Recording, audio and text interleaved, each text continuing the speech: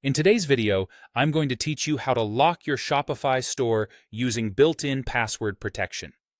This is the easiest and completely free method to conceal your store from the public eye while you work on developing or refining it.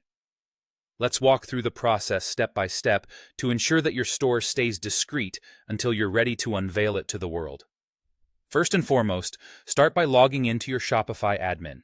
This is your central hub where you can manage everything related to your store. Once you're logged in, on the left-hand side of your Shopify dashboard, locate the Online Store option. Click on it to reveal a drop-down menu and then select Preferences. This is where you'll find various settings related to how your store appears and functions online. Scroll down this page until you find a section labeled Password Protection. Here you'll see an option that allows you to restrict access to your store. To do this, simply check the box that says Restrict access to visitors with the password. This action will activate password protection on your store. Now, it's time to choose a password that visitors will need to enter in order to access your store.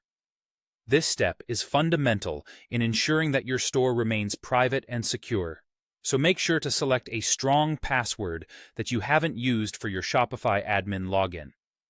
This password should be unique to add an extra layer of security. There's also an optional feature you might want to consider. You have the opportunity to add a personalized message that will be displayed on the password page. This could be something simple yet effective like "Opening soon." This message can build anticipation and inform potential visitors about what to expect.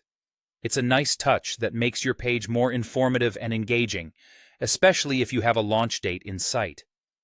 Once you've entered the password and, if desired, added your message, the next step is straightforward. Click on Save. This will apply your changes.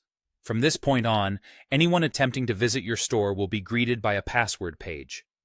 It's important to note that search engines will now only index this password page. As a result, your product pages won't appear in search results, helping to keep your store under wraps until you're ready for it to go public. There you have it, a simple way to keep your Shopify store private while making improvements or while you're building it from the ground up.